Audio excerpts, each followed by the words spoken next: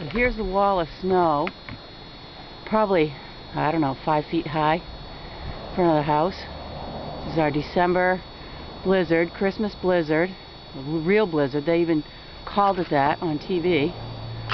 And as you can see, the cars are all kind of winds blowing around them. So it's not just the, I guess, 16 or 18 inches we had. It is the wind that we had last night that was in the very, very high.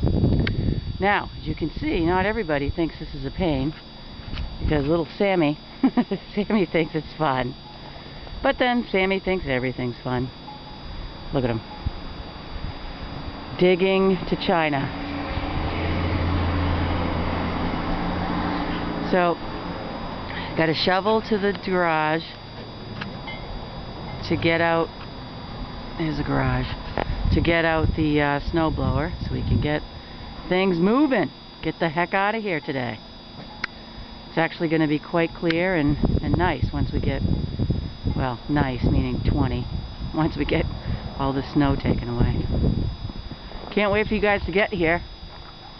Can't wait to have some kids to make slaves of. Make them help me shovel and dig.